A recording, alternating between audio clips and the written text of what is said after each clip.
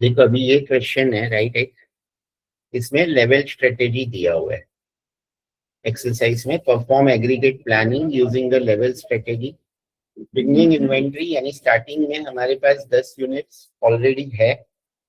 Workforce 5 worker है हमारे पास, और कितना प्रोड्यूस कर सकते हैं पर वर्कर 10 यूनिट, यानी 5 वर्कर है तो एक पीरियड में हम 10 इंटू 5 50 यूनिट मैक्स प्रोड्यूस कर सकते हैं। रेगुलर प्रोडक्शन कॉस्ट, एक यूनिट बनाने का कॉस्ट 10 रुपया है। इन्वेंट्री कॉस्ट $10 पर यूनिट पर पीरियड, यानी अगर हमारे पास कोई भी इन्वेंट्री बचती है, कोई भी हम स्टॉक होल्ड करते हैं तो उसको होल्ड करने का एक यूनिट का $10 कॉस्ट है एक पीरियड का।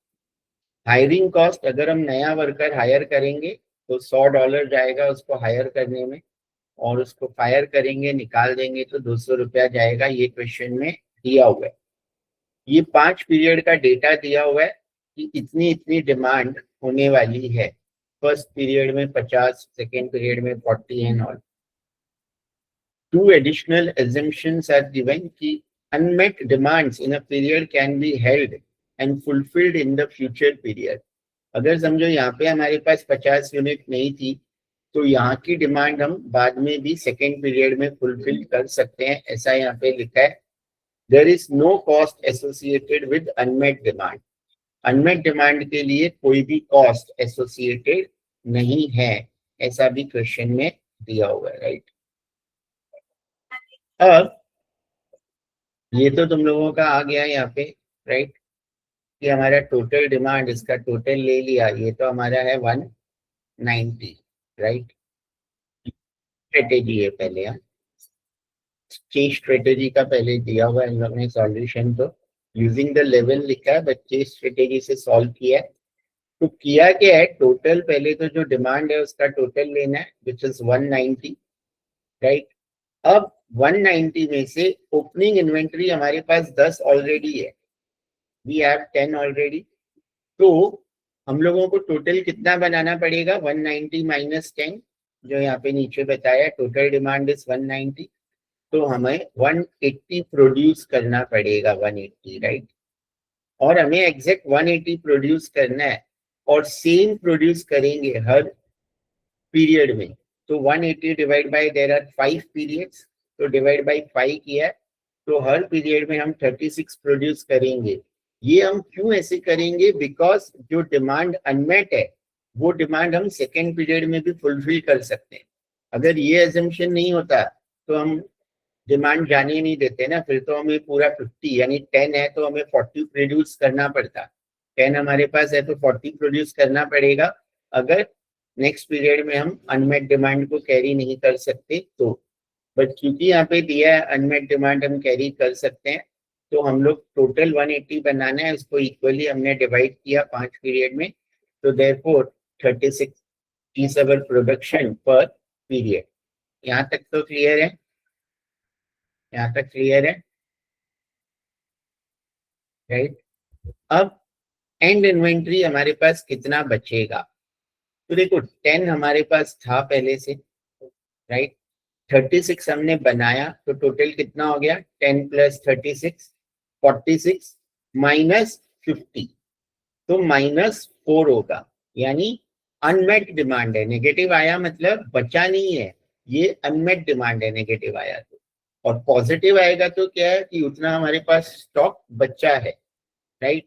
50 डिमांड था बट हमने 36 प्रोड्यूस किया, 10 पहले से था, तो beginning inventory plus production minus demand, ये तुम्हें एंड इन्वेंट्री मिलेगा राइट, -4।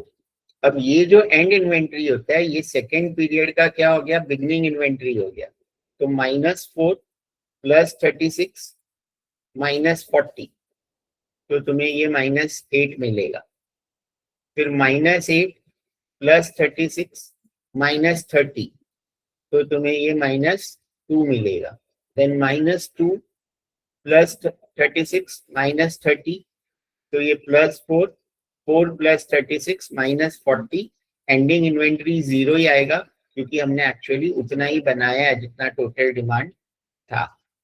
यहाँ तक क्लियर है? एंड इन्वेंट्री तक क्लियर है? सर एंड इन्वेंट्री नहीं समझा, एक बार बता दो ना। देखो एंड इन्वेंट्री कैसे करना है तुम्हें, opening inventory plus production minus demand, ठीक है।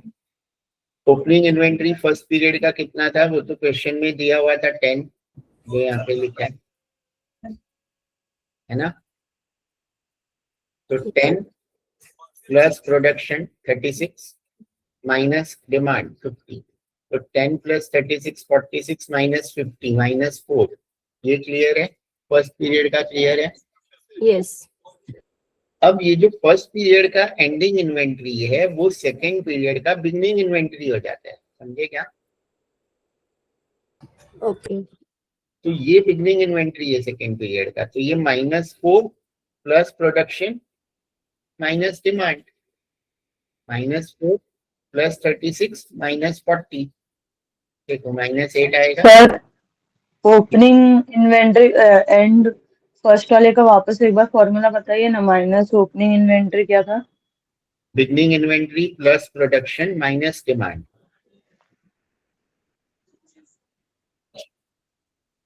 तो स्टार्टिंग फर्स्ट पीरियड का तो बिगनिंग इन्वेंट्री क्वेश्चन में दिया रहेगा, जो 10 दिया हुआ है, राइट। तो 10 प्लस 36 माइनस 50 किया तो -4 आया फर्स्ट पीरियड का एंडिंग इन्वेंट्री। जो फर्स्ट पीरियड का एंडिंग इन्वेंट्री है वो सेकेंड पीरियड का बिगनिंग हो जाएगा इन्वेंट्री, तो -4 प्लस 36 माइनस 40 करोगे तो ये -8 आएगा। क्लियर है? क्लियर है क्या? यस। और फिर वैसे ही करना है थर्ड पीरियड के लिए, -8, ये जो सेकेंड पीरियड का एंडिंग इन्वेंट्री है, राइट, ये तुम्हारा क्या हो जाएगा, थर्ड पीरियड का बिगनिंग इन्वेंट्री हो जाएगा। तो -8 प्लस 36 माइनस 30 है ना, तो -2 आएगा। फिर -2 प्लस 36 माइनस 30, तो 4 आएगा। 4 प्लस 36 माइनस 40, तो 0 आएगा। यहाँ तक क्लियर है? Yes sir. Sir yes. Sir Tanvi कुछ तो बोल रही है, तन्वी बोल। सर उसको पता है ये सब में कुछ तो गड़बड़ है। सर एक्चुअली वहाँ पे लिखा चेस स्ट्रैटेजी है, बट सॉल्व लेवल स्ट्रैटेजी से ही किया है आई थिंक। हाँ ठीक है, तो ये लेवल, क्योंकि लेवल में क्या होता है कि हर बार सेम प्रोड्यूस करेंगे और चेस में एज पर डिमांड करेंगे हम लोग, राइट। तो लेवल में हम लोग क्या करते हैं, सेम प्रोड्यूस करते हैं, जितना भी लेवल है वो सेम रहेगा। और चेस स्ट्रेटेजी में हमारा क्या रहता है कि हमें ये करना होता है, राइट, चेस स्ट्रेटेजी में तो, है ना, कि जितना डिमांड है उतना, वो मैं बाद में बताऊंगा। तो ये लेवल स्ट्रेटेजी है, यहाँ लिखा चेस है, क्वेश्चन में तो लेवल ही लिखा था, राइट। क्लियर है? ठीक है, तो ये तो समझ गया ना एंड इन्वेंट्री पे। Yes sir. अब ये एवरेज इन्वेंट्री, एवरेज इन्वेंट्री 10 - 4 6 3 कैसे आया, अपॉन 2। देखो एवरेज इन्वेंट्री क्या होता है, opening beginning inventory plus ending inventory divide by 2। Average inventory का फॉर्मूला लिख लोगे, beginning inventory plus ending inventory divide by 2। तो बिगनिंग इन्वेंट्री कितना है 10, एंडिंग इन्वेंट्री कितना था -4, तो 10 - 4 6, 6 डिवाइड बाय 2 3 आया। क्लियर है? सर फॉर्मूला बताना फिर से। Average inventory is beginning inventory plus end inventory upon 2।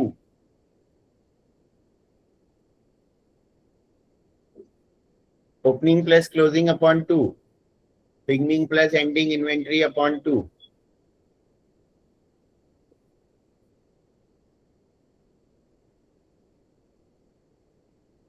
Clear है? Yes sir. तो अब वैसे ही निकाल के देखो, ये तो 10 - 4, क्योंकि माइनस साइन है तो माइनस होगा, वैसे प्लस बोल रहे हैं हम, beginning plus ending, but 10 - 4 6, 6 upon 2 3 आया। अब इसका क्या आएगा, कैसे आएगा बताओ। ये ओपनिंग है, -4 ओपनिंग है सेकेंड पीरियड के लिए, और -8 क्लोजिंग है, एंडिंग है। तो -4 -8 divide by 2, -4 -8 is -12, -12 divide by 2 is -6। Clear है? सर तो सेकंड वाले में हम 10 नहीं लेंगे, सेकंड वाले में -4 नहीं, लेंगे। ये तो फर्स्ट पीरियड का ओपनिंग था ना। ओके। सेकेंड पीरियड का ओपनिंग ये हो जाएगा ना, जो फर्स्ट पीरियड का एंडिंग है। हाँ समझा क्या?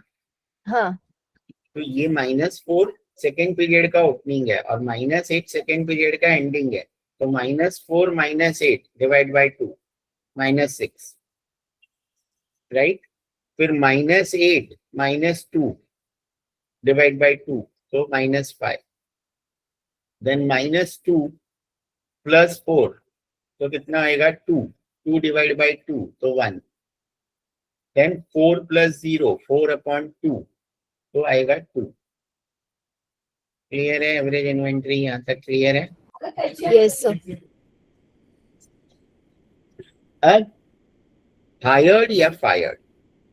हायर्ड हम कब करेंगे, जब हमारा जो प्रोडक्शन जो है, ये प्रोडक्शन ना अगर कम पड़ रहा है, समझो प्रोडक्शन 60 है, अब हमारे पास एग्जिस्टिंग वर्कर कितने हैं, 5, तो हम बना कितने सकते हैं, एक वर्कर 10 बनाएगा, लिखा है यहाँ पे, तो हम 50 ही बना सकते हैं एक पीरियड में, 50 बना सकते हैं।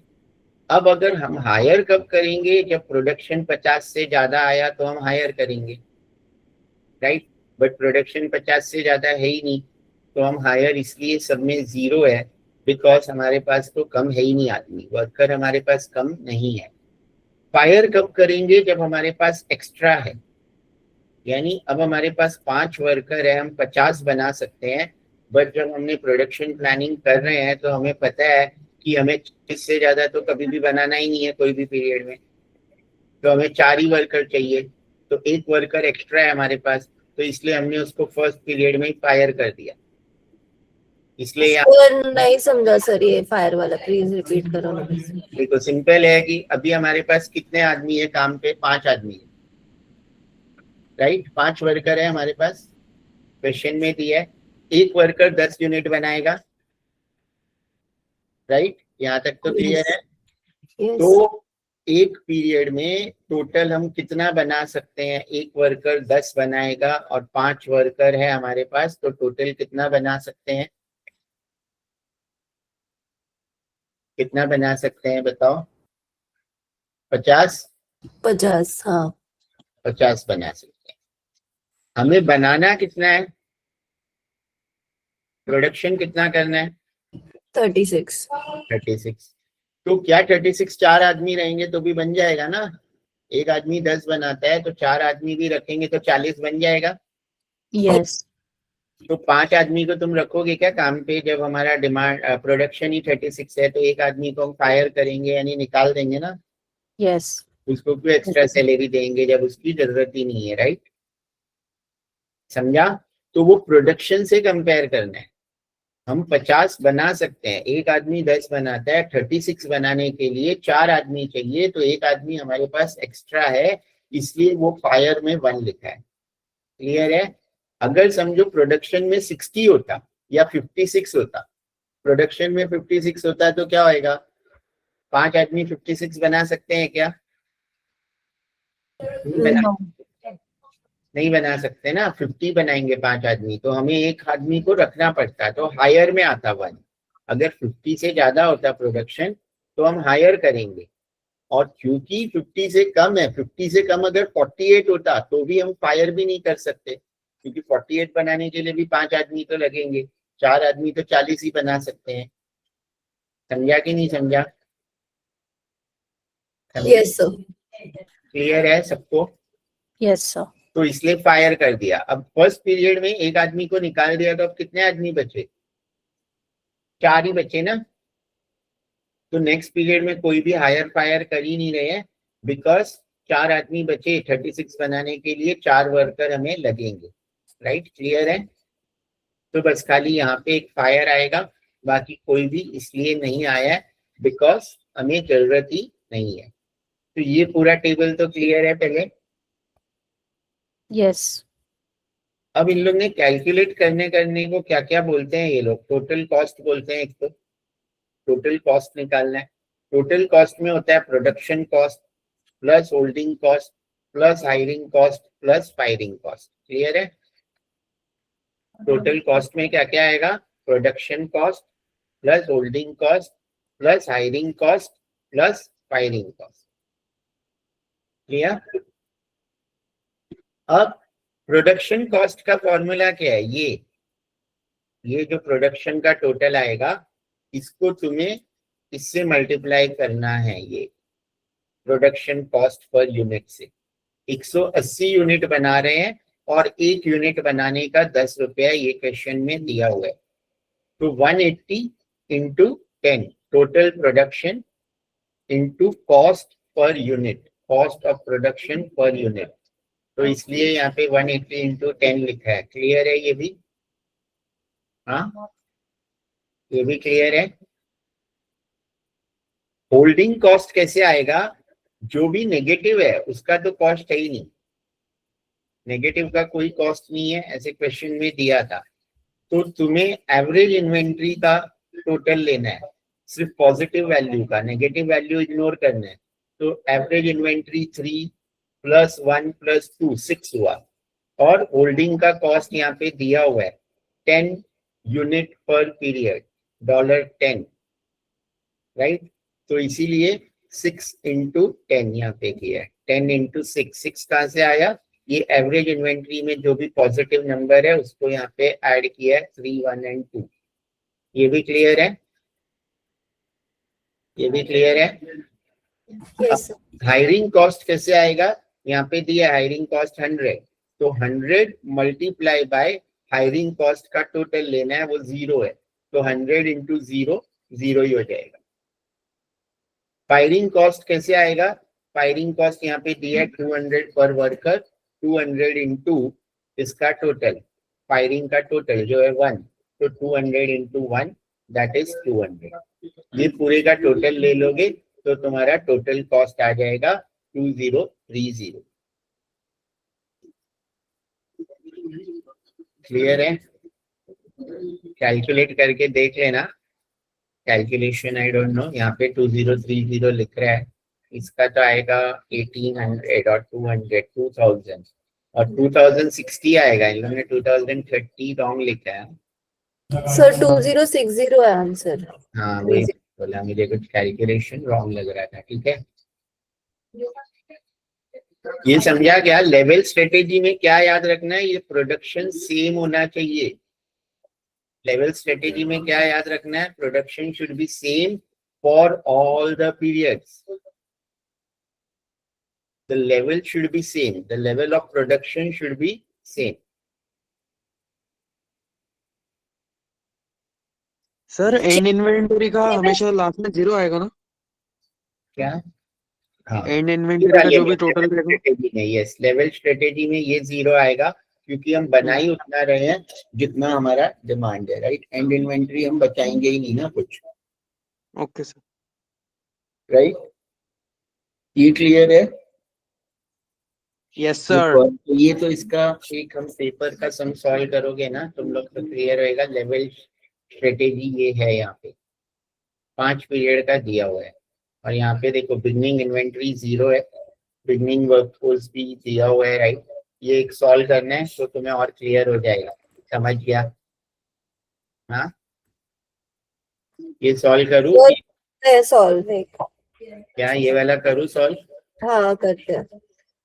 तो तुम लोगों को ये सारे कॉलम्स तो बनाने पड़ेंगे, डिमांड, प्रोडक्शन एंड एवरेज तो बनाया नहीं है इन लोग ने। क्या क्या बोला है इन लोग ने? टोटल कॉस्ट, उसमें production cost, holding cost, hiring cost, firing cost, तो वही सारे कॉलम्स हमें बनाने पड़ेंगे। यहाँ पे मैं एक्सेल में बना लेता हूँ। सर और चेस का भी ना हम पास्ट ईयर के क्वेश्चन पेपर से ही एक सम सॉल्व कर लेंगे, फिर समझ जाएगा। हाँ, वो मैंने इसलिए सॉल्व वाला लिया कि मुझे भी समझना पड़ता है ना, मैं भी ये फर्स्ट टाइम ही सिखा रहा हूँ, मालूम है ना? वो सर सॉल्व आपको रहता आता है है तो सब। देख के समझ जाता हूँ। सर आपको सब आता है। कहाँ से आएगा सब? मैंने कभी ये सिखाया ही नहीं है, मैं पहली बार ये टॉपिक ये कर रहा हूँ मैं तो। सर अभी आप सीख गए ना फटाक से, हमें टाइम लगता है सर। अब वो तो सर हमको solution- आज तक नहीं समझा, वो तो आपने समझाया इसलिए समझा। वो मतलब ठीक है, वो तो देख के समझ जाता हूँ सॉल्यूशन है तो, but I am also teaching first time. ऐसे मैं बता रहा हूँ, मतलब डिस्क्लेमर, पता है ना, ऐसा नहीं है कि मैं ये सब्जेक्ट का प्रोफेसर हूँ मुझे आता है। तो भी ऋतुजा ने बोला तो ठीक है, मुझे ऐसे ये सब पढ़ाया नहीं है, but I am trying to teach. हो सकता है मुझसे भी गलती, बट जो समझेगा श्योर शॉर्ट वही मैं बताऊंगा। फाइनेंस से रिलेटेड हाँ कोई भी पूछोगे कभी भी एनी टाइम तो कोई प्रॉब्लम नहीं है। ये लाइफ में मैं पहली बार पढ़ा रहा हूँ। हाँ, उन लोगों को पता होना चाहिए, किसी को नहीं पता है तो।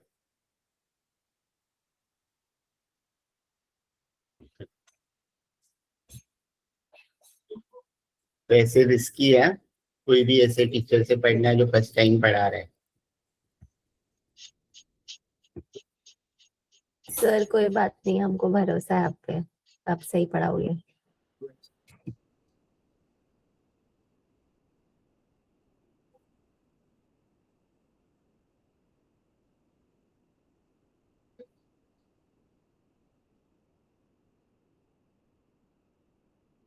तो ये तो क्वेश्चन में दिया है।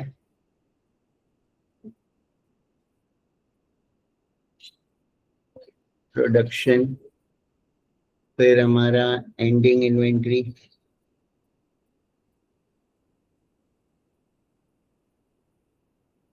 फिर मैं एक एवरेज इन्वेंट्री भी बनाता हूँ, मतलब मैं क्वेश्चन में दिया नहीं है।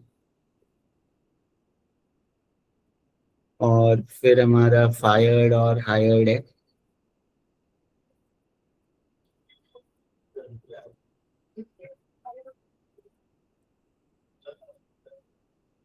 एक बार इतने कॉलम बनाते हैं, राइट। इसका टोटल तो 400 है। अब बिगनिंग इन्वेंट्री यहाँ पे कितना है? बिगनिंग इन्वेंट्री दिया है ना 0, राइट। चाहिए तो यहाँ ना मैं एक बिगनिंग इन्वेंट्री भी इंसर्ट कर देता हूँ ताकि तुम लोगों को एक इजी रहे समझने के लिए।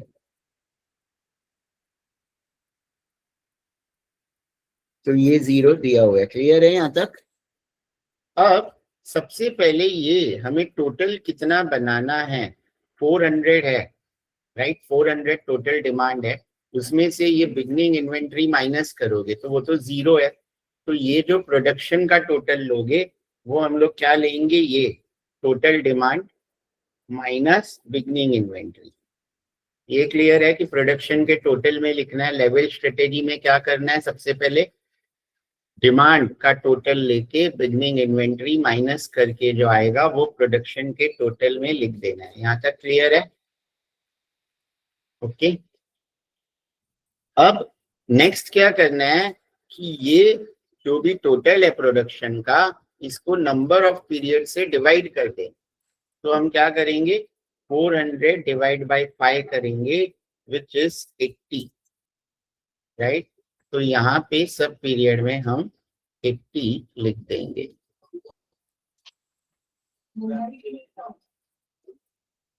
क्लियर है? यहाँ तक क्लियर है? Yes sir. अब कितने वर्कर है यहाँ पे दिया हुआ है, बिगनिंग वर्कफोर्स दिया हुआ है यहाँ पे 5, और प्रोडक्शन रेट पर वर्कर पर पीरियड 5 यूनिट्स। 5 ही वर्कर है और एक वर्कर 5 ही बना पाएगा, तो 5 वर्कर कितना बना पाएंगे?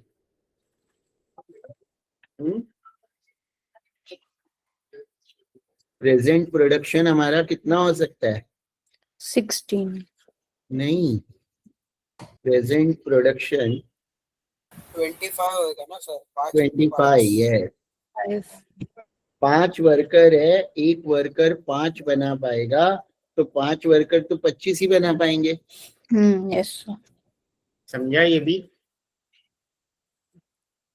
5 वर्कर्स, प्रोडक्शन रेट पर वर्कर पर पीरियड, और हमें बनाना कितना है, 80 बनाना है। तो 80 बनाने के लिए कितने वर्कर चाहिएंगे? 16।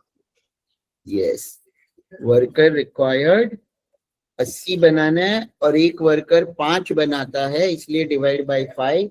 16 वर्कर्स हमें चाहिए और है 5, तो वर्कर कितने हायर करने पड़ेंगे हमें? 11 हायर कर लो। यस, 5 है, 16 चाहिए, तो 16 माइनस 5, 11 हायर करने पड़ेंगे हमें। यहाँ पे फायर तो हम कर ही नहीं सकते, तो फायर में तो 0 लिख दिया। ये क्लियर है यहाँ तक? अब एंड इन्वेंट्री कैसे निकालते हैं मैंने यहाँ पे बताया ही था तुम लोगों को। एंड इन्वेंट्री का फॉर्मूला चाहिए तो लिख देता हूँ।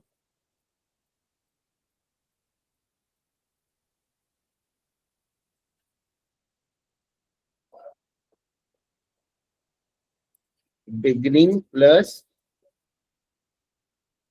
Production minus demand. अब इससे निकाल सकते हो तुम, तो कितना आएगा? 0 प्लस 80 माइनस 80 है ना, यानी ये बिगनिंग है प्लस प्रोडक्शन माइनस दिस, तो 0 आ गया। क्लियर है? अब ये जो फर्स्ट पीरियड का एंडिंग है वो सेकेंड पीरियड का बिगनिंग बन जाएगा। ये भी क्लियर है? सेकेंड पीरियड का बिगनिंग क्या हुआ? जो फर्स्ट पीरियड का एंड इन्वेंट्री था। अब सेकेंड पीरियड का क्या आएगा? 0 प्लस 80 माइनस 60, तो प्लस 20। ऐसे ही तुम कैलकुलेट करोगे तो तुम्हें ये आ जाएगा। ये 20 कैसे आया? 0 प्लस 80 माइनस 60, तो 20 आ गया। अब सेकेंड पीरियड का जो एंड इन्वेंट्री है वो थर्ड पीरियड का बिगनिंग इन्वेंट्री हो गया 20। 20 प्लस 80 100 माइनस 40, थर्ड पीरियड का एंडिंग इन्वेंट्री हो गया 60। थर्ड पीरियड का एंडिंग 60 जो है वो फोर्थ पीरियड का बिगनिंग हो गया 60। 60 प्लस 80 140 माइनस 100, तो फोर्थ पीरियड का and inventory is 40। That will become the beginning inventory of fifth period. 40 plus 80 minus 120 is 0। जैसे मैंने बताया कि लेवल स्ट्रेटेजी में लास्ट पीरियड का एंड इन्वेंट्री 0 आएगा। यहाँ तक क्लियर है? किसी को कोई डाउट है? समझा Rutuja and others? Yes sir. ये तो टोटल हम ले लेते हैं यहाँ पे।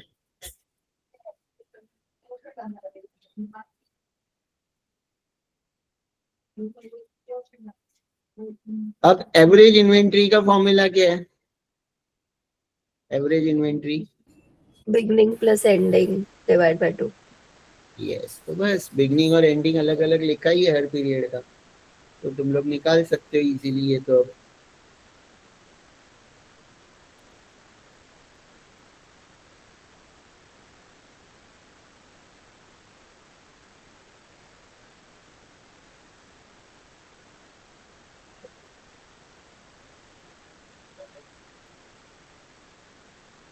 दिस प्लस दिस ब्रैकेट में लेना पड़ेगा मुझे, डिवाइड बाय 2।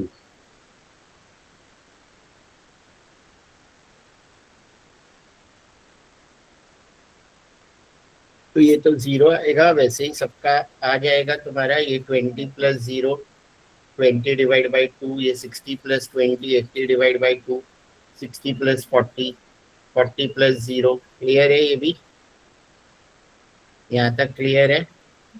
बाकी पीरियड में तो हमें फायर करना ही नहीं पड़ेगा क्योंकि हमारे पास एग्जैक्ट 16 वर्कर ही है ना, हमें हायर करना पड़ेगा, राइट? बस इसका टोटल नहीं चाहिए, एंड और एवरेज का टोटल नहीं चाहिए, बिगनिंग का भी टोटल हमें नहीं चाहिए वैसे। ठीक है, टोटल। सर यस बोल शिवानी। सर बिगनिंग इन्वेंट्री में वो 20 कैसे आया? थर्ड पीरियड का 20। हाँ ये सेकेंड पीरियड का जो एंडिंग होगा ना वो थर्ड पीरियड का बिगनिंग होगा। सर वो एंडिंग वाला कैसे आया अब? एंडिंग वाले का ये फॉर्मूला है ना इधर। Okay sir. तो बिगनिंग 0 है, 0 प्लस 80 माइनस 60। समझा क्या शिवानी? Yes sir. तो यहाँ तक क्लियर है? सर मुझे नहीं समझा वो बिगनिंग इन्वेंटरी वाला 20 60 40।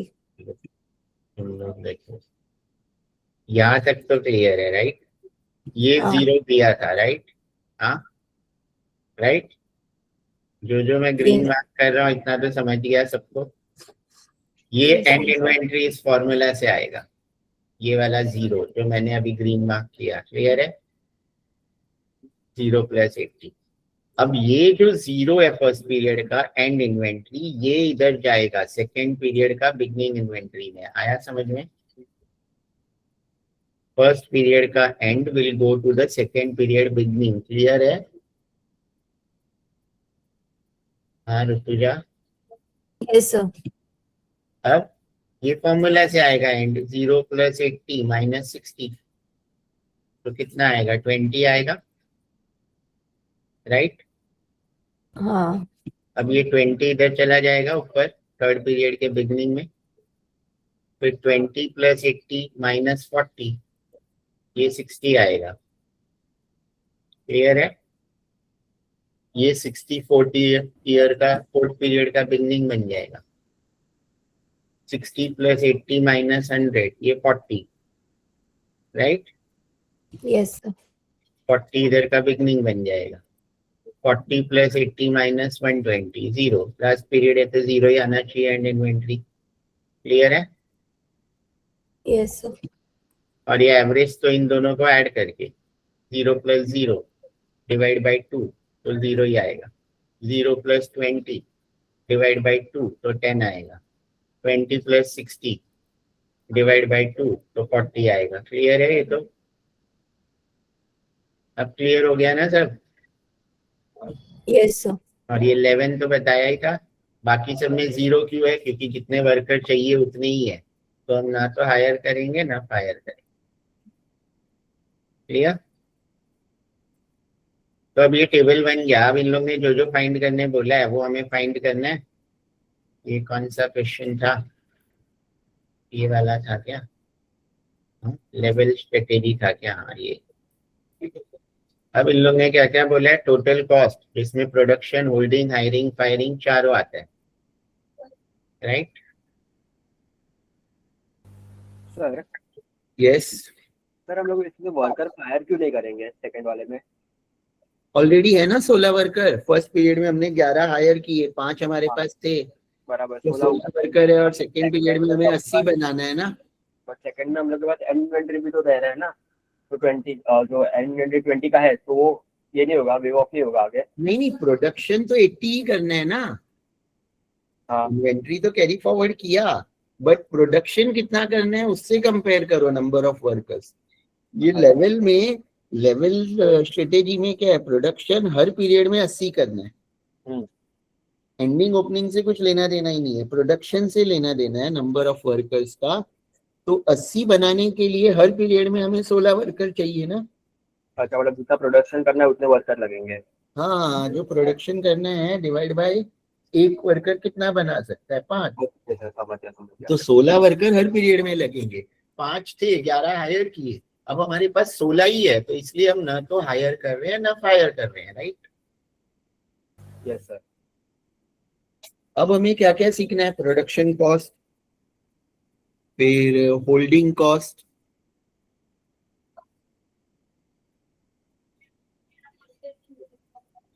फिर क्या है? फायरिंग कॉस्ट और हायरिंग कॉस्ट। ये 4 निकालने हैं और ये चारों का टोटल हमारा हो जाएगा टोटल कॉस्ट। फॉर्मूला से करो या यहाँ पे मैं अलग अलग भी निकाल रहा हूँ ताकि समझने के लिए इजी रहे, राइट? क्लियर है? अब प्रोडक्शन कॉस्ट कैसे आएगा? यहाँ पे मैं उसका फॉर्मूला लिख देता हूँ। Total production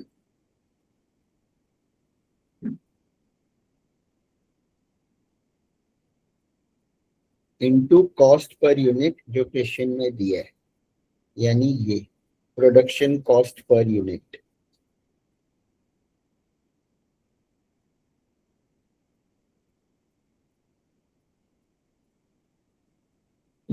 production cost per unit, ठीक है ना? तो ये फॉर्मूला है, क्लियर है? तो हमारा प्रोडक्शन कॉस्ट यानी ये टोटल प्रोडक्शन जो है 400 और production cost per unit question में दिया रहेगा, जो दिया है ₹10 पर यूनिट, तो 400 इंटू 10, ये आ गया 4000। ये क्लियर है? अब होल्डिंग कॉस्ट कैसे आएगा? एवरेज इन्वेंट्री का टोटल लेना पड़ेगा।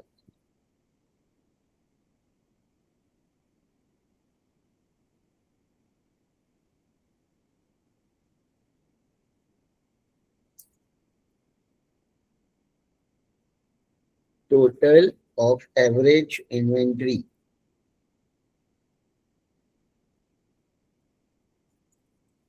इनटू यहाँ पे दिया रहेगा ये इन्वेंट्री कॉस्ट, ये 5 जो दिया,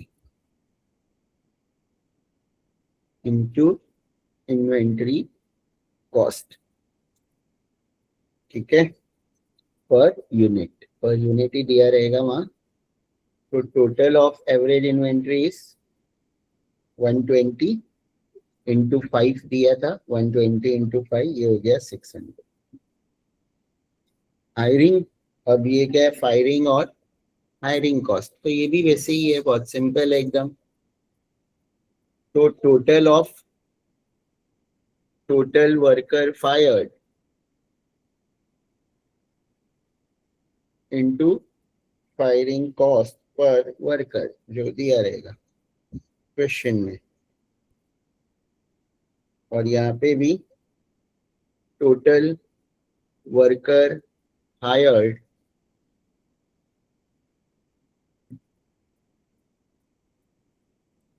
into hiring cost per worker.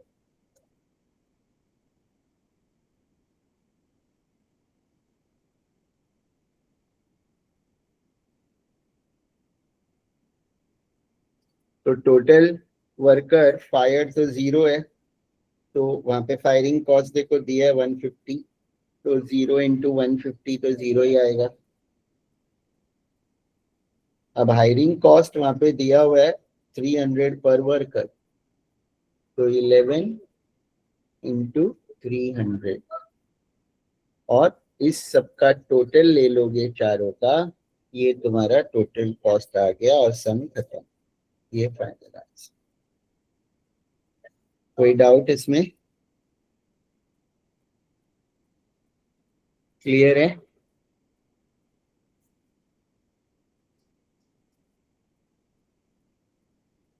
Any doubt आ रही है ना आवाज? Yes sir. क्लियर है? कोई डाउट है किसी को? हाँ सर क्लियर।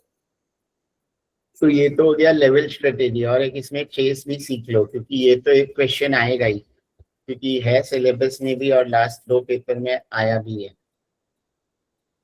ये था लेवल स्ट्रेटेजी, ये पेपर था लास्ट ईयर का ही, नहीं लास्ट ईयर नहीं, हाँ लास्ट ईयर 25 का था। 24 में ये आया है। कौन सा स्ट्रेटेजी? केस स्ट्रेटेजी आया है। कॉलम्स तो वही बनानी पड़ेगी, तो हम कॉलम्स तो ये बना लेते हैं।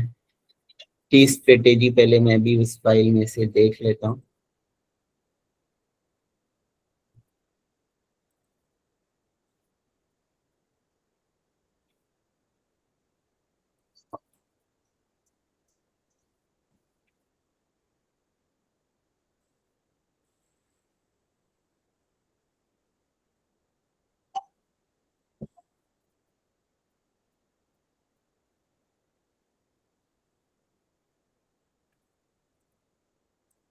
ये एंड सेम 24 में आया है, राइट, और ऊपर वाला एंड सेम 25 पेपर का है।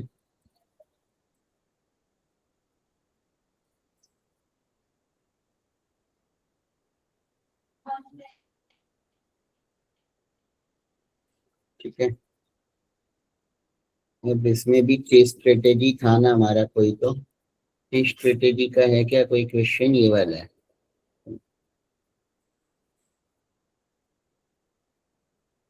अच्छा, केस स्ट्रेटेजी मतलब जितनी जरूरत है उतनी, एंडिंग इन्वेंट्री 0 ही रहनी चाहिए। केस का मतलब यहाँ पे सिंपल ये है कि जितना हमें चाहिए उतना ही बनाएंगे हम, एंडिंग इन्वेंट्री कुछ भी नहीं रखेंगे। We will not keep any ending inventory. हाँ ठीक है, तो अब देखो ये सब मैं बता देता हूँ इस कॉन्सेप्ट पे, ये वाला जो हमारा है एंड सेम 24 का, इसमें ट्रेड स्ट्रेटेजी बोला है, डायरेक्ट हम यही सम सॉल्व करते हैं।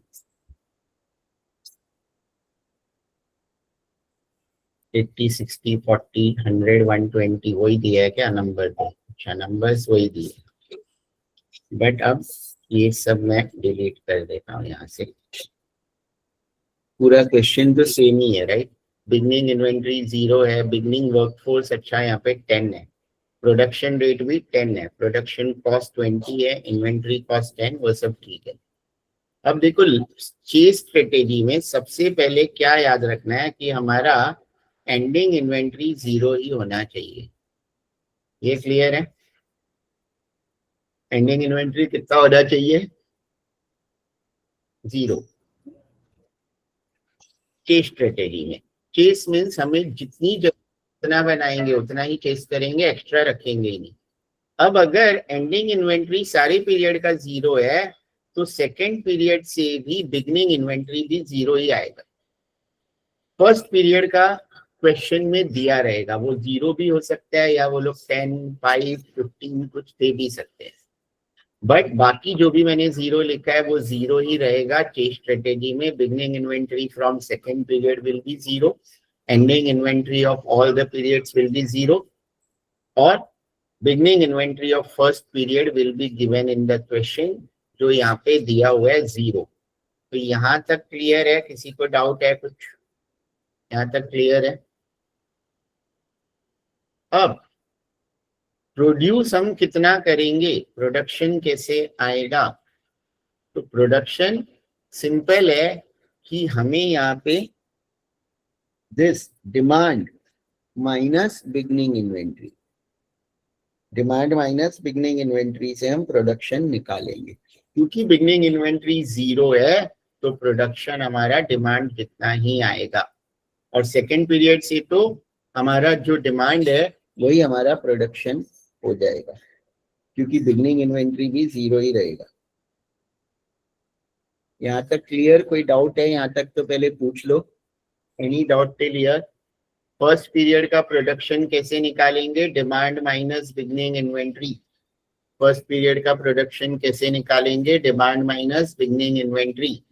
सेकेंड पीरियड का भी वैसे ही निकालना है, बट क्योंकि सेकेंड पीरियड से तो बिगनिंग इन्वेंट्री 0 ही होने वाला है, तो देयरफॉर जो भी डिमांड है वही हमारा प्रोडक्शन होगा from period second. Clear? Clear है ऋतुजा, शिवानी, वीरेन और Yes, sir. Yes, क्लियर है? Yes sir.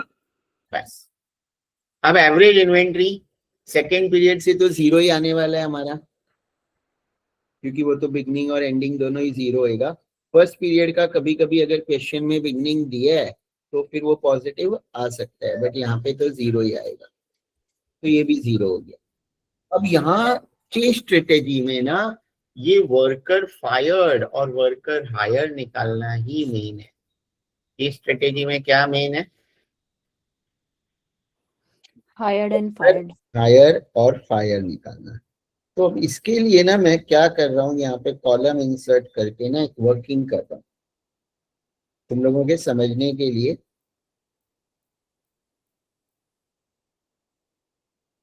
उसका कलर मैं ब्लू रखता हूँ।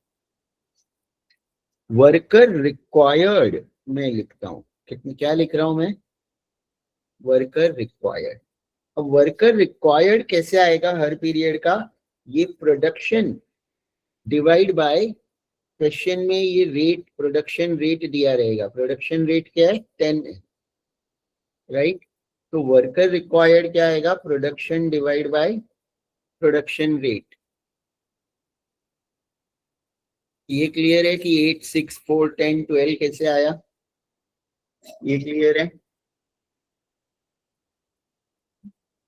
ये क्लियर है ना सबको? 8, 6, 4, 10, 12 प्रोडक्शन जो भी हमने ऊपर लिखा है उसको प्रोडक्शन रेट से डिवाइड किया। अब वर्कर हमारे पास है कितने वो भी हमें देखने पड़ेंगे। वर्कफोर्स, बिगनिंग वर्कफोर्स,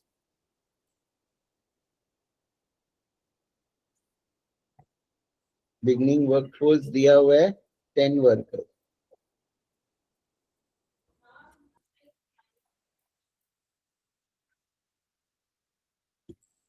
दस वर्कर दिया हुआ है, हमें चाहिए 8, तो तुम क्या करोगे, और लोगे कि निकालोगे? निकालेंगे सर। कितने निकालोगे? 2। 2। तो क्या आएगा, फायर में आएगा 2। यस। अब 2 निकाल दिए तो यहाँ पे क्या आएगा, बिगनिंग वर्कफोर्स सेकेंड पीरियड में कितने हैं हमारे पास? 10 थे, 8 चाहिए थे ना, तो 8 ही है हमारे पास, राइट। ये जो यहाँ पे है वर्कर रिक्वायर्ड, वही हमारा सेकेंड पीरियड का बिगनिंग है 8। अब 8 हमारे पास है, चाहिए 6, तो हम क्या करेंगे, 2 और निकाल देंगे, राइट। क्लियर है? Yes sir. अब ये जो 6 है ये हमारे पास थर्ड पीरियड में है पहले से, और चाहिए 4, तो और 2 निकाल देंगे। अब हमारे पास 4 पहले से है और चाहिए 10, तो क्या करेंगे, 6 हायर करेंगे। अब 10 हमारे पास पहले से है, चाहिए 12, तो 2 हायर करेंगे। अब ये तुम्हारा बन गया बस। अब प्रोडक्शन कॉस्ट वो सब तो हम फॉर्मूला से निकाल लेंगे। इसमें कुछ डाउट है किसी को भी? सर एक बार फिर से एक्सप्लेन करो ना। देखो कहाँ तक समझा पहले वो बताओ। क्या बिगनिंग वर्कफोर्स? हाँ वो समझा सर, बिगनिंग नहीं, वर्कर्स रिक्वायर्ड समझा, बिगनिंग वर्कफोर्स। अच्छा देखो ये समझ गया वर्क तुम्हें, राइट। इसका कलर मैं करता हूँ green. Beginning workforce first period का तो कहाँ से मिलेगा, क्वेश्चन से मिलेगा 10। क्वेश्चन में दिया रहेगा बिगनिंग वर्कफोर्स 10, राइट। क्लियर है? ये भी समझ गया ना 10। Yes sir. अब ये देखो ना, वर्कफोर्स है 10, चाहिए 8, तो क्या करोगे? 2 को फायर करेंगे। तो इसलिए फायर में 2 लिखा मैंने यहाँ, समझ गया फर्स्ट पीरियड तक। यस। अब ये जो फर्स्ट पीरियड का वर्कर रिक्वायर्ड है वही सेकेंड पीरियड का बिगनिंग वर्कफोर्स में लिख देना है।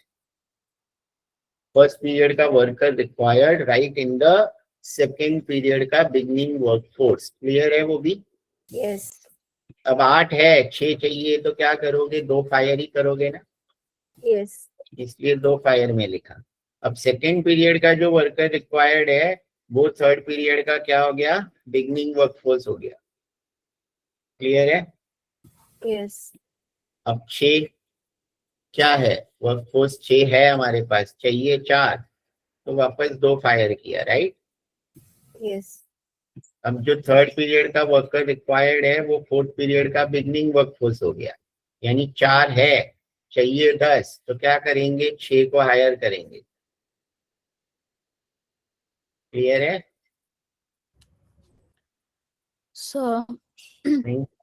सर लेवल स्ट्रेटेजी में हम लोग वर्कर रिक्वायर्ड और चेस स्ट्रेटेजी का वर्कर रिक्वायर्ड में क्या क्या क्या डिफरेंस है?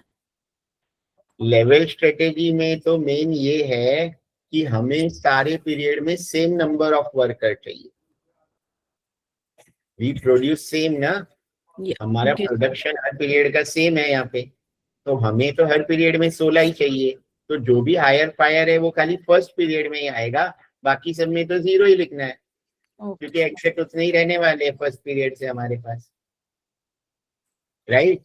और चेस स्ट्रेटेजी तो कम्प्लीटली डिफरेंट हो गया, क्योंकि हर पीरियड का प्रोडक्शन ही अलग है हमारा, तो जो नंबर ऑफ वर्कर रिक्वायर्ड है हर पीरियड का अलग रहेगा। समझा क्या? Yes sir. It is completely different because worker required in level strategy same in all the period. तो जो भी हायर फायर है वो फर्स्ट पीरियड में एडजस्ट हो गया। इसमें क्योंकि हर पीरियड में number of workers required is different, तो हमें हर पीरियड में हायर या फायर करना पड़ेगा, राइट। क्लियर है? Yes sir. अब ये 10 यहाँ पे आ गया, चाहिए 12, तो 2 को हम और हायर करेंगे, हो गया ये। अब तुम्हें ये निकालना है प्रोडक्शन कॉस्ट। टोटल प्रोडक्शन 400 है और रेट क्या है यहाँ पे, रेट दिया है 20, तो 400 इंटू 20 करेंगे यहाँ पे प्रोडक्शन कॉस्ट, 400 इंटू 20। फिर होल्डिंग कॉस्ट, क्योंकि इसमें तो एवरेज इन्वेंट्री 0 आ रहा है तो ये 0 ही आएगा, क्योंकि एवरेज इन्वेंट्री का टोटल 0 है। Firing cost, total worker fired है कितना 6, और फायरिंग कॉस्ट कितना दिया है 200, तो 6 इंटू 200।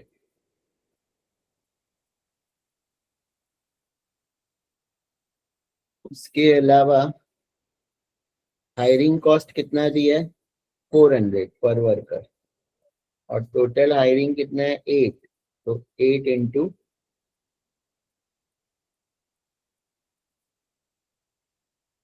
ये आ गया हमारा टोटल कॉस्ट।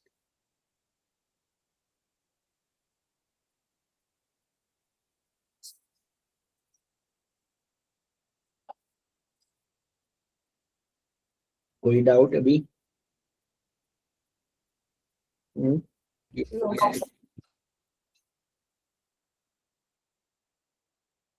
तो ये तो एक टाइप का सम हो गया, राइट? 10 मार्क्स का ही आएगा ये तो। ये भी है क्या ब्रेक इवन क्वांटिटी वाला तुम लोगों को? 200 per patient, the fixed cost would be 1 lakh with variable cost of 100 per unit। ये वाला है क्या break even and total revenue and profit 24 में आया है, 25 में तो नहीं आया है। तो पहले हम लोग कौन सा ये एमआरपी वाला करना है ना, ये तो आएगा ही बोल रहे हो ना एमआरपी, ये वाला। So, देखो ये तो बहुत ही सिंपल है, इसके लिए तुम लोगों को ओएम तो पढ़ा था ना, ओएम सेम 2 में। yes sir. ये तो बहुत ही इजी वाला है, ये तो तुम लोगों को समझ जाना पड़ेगा, बट ये तुम लोगों को ड्रॉ करना पड़ेगा। तुम लोग को ड्रॉ करके सेंड करना, मैं तुम लोगों को बताता हूँ कैसे ड्रॉ करना है। किसी को याद होगा तो ऐसे ड्रॉ करना पड़ेगा ये, राइट, बॉक्सेस, और उसमें नंबर लिखने पड़ेंगे। तो कोई ड्रॉ करना, सेंड कर देना ग्रुप में, या जो जो प्रेजेंट है वो लोग कर लो। अब ये क्वेश्चन है हमारा, ड्रॉ ऐसे करना है। क्वेश्चन कहाँ है, ये वाला। देखो product L is made of 3 units of M and 2 units of N। तो सबसे पहले एक बॉक्स बनाओगे ऊपर, जिसमें तुम लोग वो लिख दोगे L, इसमें सबसे ऊपर लिख दोगे L, एक बॉक्स बना के, और उससे 2 लाइन लोगे, एक लेफ्ट में और एक राइट में, और वहां भी बॉक्स बना लोगे। याद आ रहा है क्या ऐसा कुछ? जिस M2 का तो अभी तक भूल गए। हाँ सर आ रहा है। याद है सर। ये तो बहुत इजी है, अगर ये आया तो ये तो 10 मार्क्स बोनस है। और L में तुम लोग 500 लिख सकते हो। देखो ये तुम लोग ने बना के भेजा भी था, वो मैं आज सिखा भी रहा था, आज मेरा OM का ही लेक्चर था। हाँ तुम लोग के इसमें होगा भी MRP का, तुम लोगों के ही हो सकता है, मैंने फोटो भी अटैच किए होंगे वहाँ पे। MRP and inventory with excel file, क्योंकि ये देखो MRP ये भी वैसे ही सम्स है। देखो ऐसे बनाना होता है, L में 500 लिख दोगे जो है, फिर 2 लाइन बनाओगे, राइट, ऐसे। तो क्योंकि L का दिया है 500 यूनिट्स ऑफ L, फिर M और N बनाया तुमने, M में लिखोगे 3 और N में लिखोगे 2। लिखा? लिख के करोगे तो अच्छे से समझेगा, ठीक है। M में 3, N में 2 लिख रहे हैं क्या? कोई बना रहा है किसी के पास बुक बुक? हाँ सर बना रहे। बना रहे हो ना, ठीक है। Yes sir. अब ये हो गया MN, फिर आगे क्या दिया है, M is made of 1 unit of O, right. तो तुम्हें अभी जो N से है एक ही बनाना है, यानी M से, M जो भी तुमने लिया उससे एक ही बनाओगे नीचे, और O लिखोगे, और O में लिखोगे 1, O में लिखोगे 1। N is made of 3 units of P and 2 units of Q। तो N से 2 लाइन बनाओगे, ये अगर n है तो इससे 2 लाइन बनाओगे, राइट, और 2 बॉक्स बनाओगे, और एक बॉक्स में लिखोगे p में 3 और q लिख के लिखोगे 2, राइट। तो ये जो तुमने बनाया यही प्रोडक्ट स्ट्रक्चर ट्री है, यही क्या है, प्रोडक्ट स्ट्रक्चर ट्री। अब how many units of each component should be procured. किसी ने बनाया तो एक इमेज भेज दो, फिर मैं वो बता देता हूँ कि ये how many units of each कैसे निकालते हैं। किसी ने बनाया है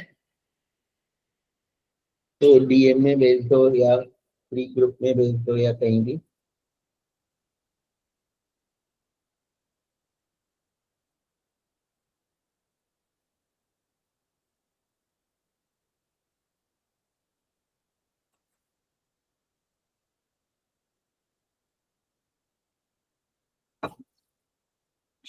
और ये 15 मार्क्स में आया ये वाला, तो ऐसे इस बार तो पेपर पैटर्न अच्छा 10 10 10 और 20 है ना तुम लोगों का। फिर एक ये वाला सिखा देता हूँ, ये भी आने वाला है ना, ड्यू डेट वाला।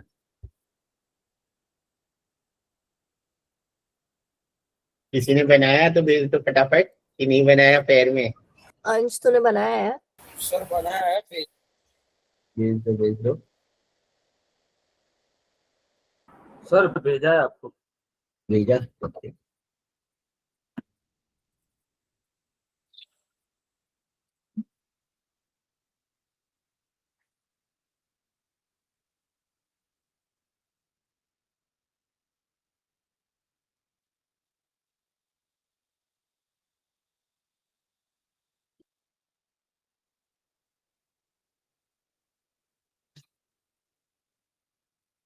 देखो ये बनाया है इसमें, ठीक है ना।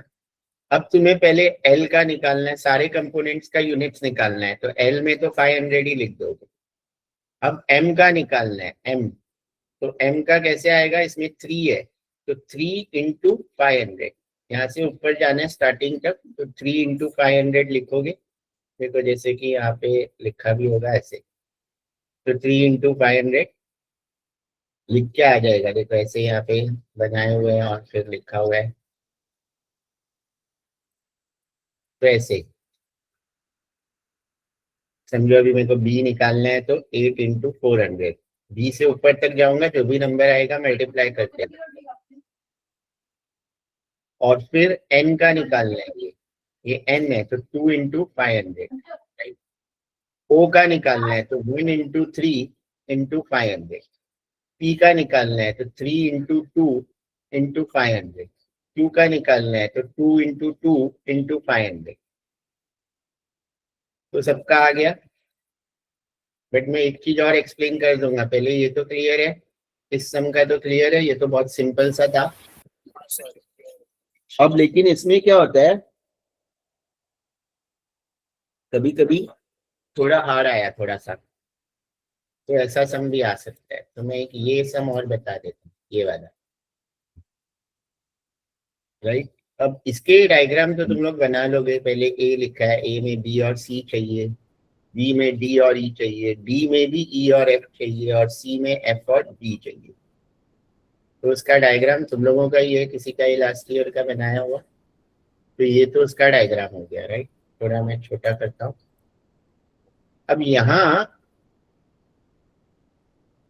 देखोगे ना तो देखो ये जो ई है, ई यहाँ पे भी है, ई यहाँ पे भी है, एफ यहाँ पे भी है, एफ यहाँ पे भी है।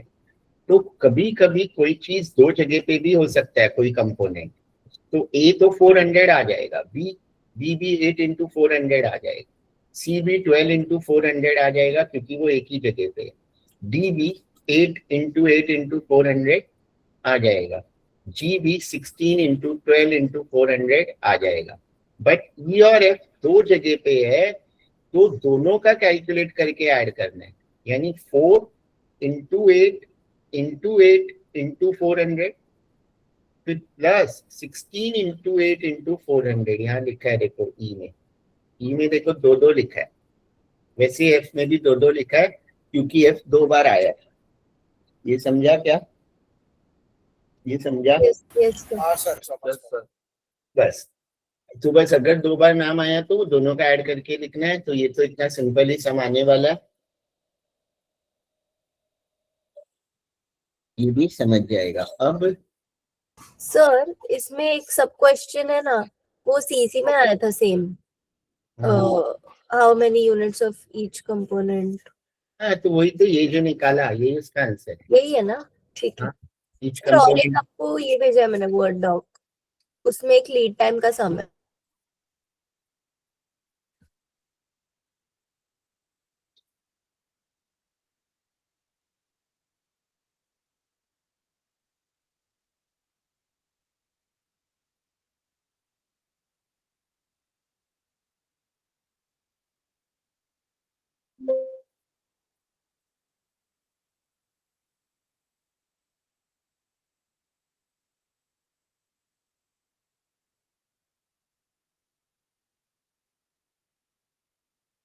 अच्छा, ये वाला वानी कौन सा बोल रही है? फर्स्ट वाला ही की। Yes sir, first one. Product X is made of 2 units of Y and 3 of Z. Y is made of ये 1 unit of A and 2 units, पूरा ये सच में है फर्स्ट क्वेश्चन, ये तो एमआरपी का है पहले तो ना। Z is made of A and C. Lead time for X is 1 week, अच्छा, Y is 2 week, अच्छा, और Z is 3 week, and A का 2 week है और B का 1 week है और C का 3 weeks है, ठीक है। Draw the bill of material, वो तो हो जाएगा। If 100 units of X are needed in week 10, okay, develop a planning schedule showing when each item should be ordered and in what quantity. Okay. तो lead time पहले क्या होता है ये पता है? लीड टाइम होता है कि अगर हम आज ऑर्डर प्लेस करेंगे तो कितने टाइम में वो आएगा।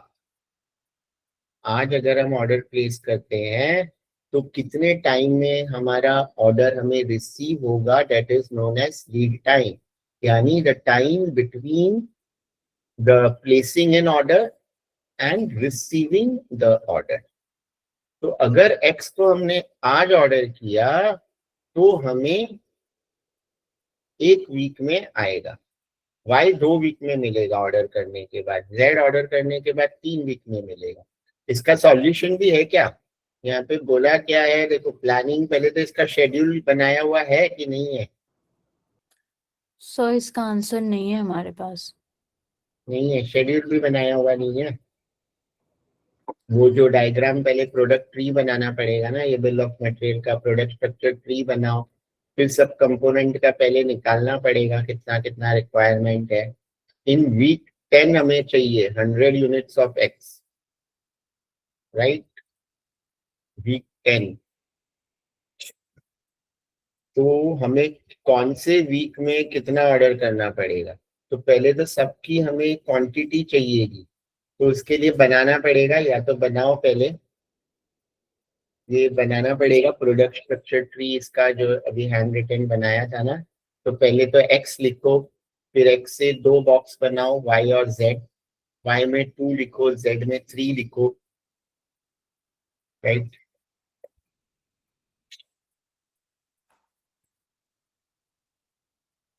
और फिर y में y is made of 1 unit of a and 2 unit of b, तो y से भी 2 लाइन जाएगी मतलब, और 2 बॉक्स a और b, a में 1 लिखोगे, b में 2 लिखोगे, फिर z में भी 2 लाइन जाएगी, a और c, a में 2 लिखोगे, c में 4 लिखोगे, बस इतना ही है। इतना बनाया, छोटा सा ही है, बना लो। तो फिर उसके, क्योंकि हमें यूनिट्स भी निकालने पड़ेंगे, किसी ने बनाया तो भेज दो और फिर यूनिट्स निकाल लेना, फिर आगे का हम सॉल्व कर सकते हैं।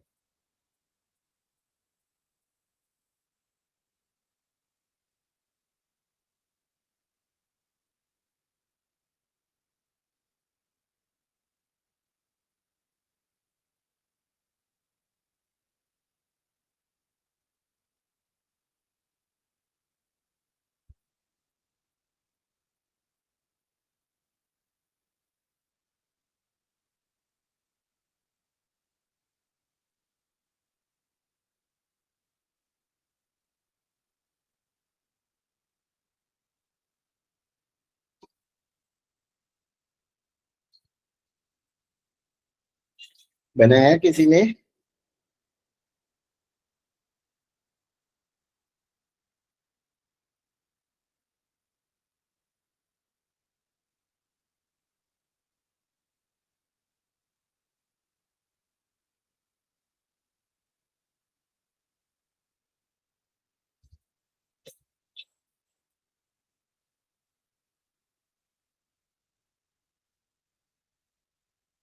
सर मैंने बहुत रफली बनाया है, भेजू क्या? चलेगा, भेजो। वो भी कैलकुलेट कर लो, नंबर ऑफ यूनिट्स भी चाहिएगी। हाँ हो गया वो। वो भी हो गया ना? हाँ बस चलेगा, खाली वो नंबर ऑफ यूनिट्स ही चाहिए। तो फिर सर जब एक्स को 100 लेंगे ना?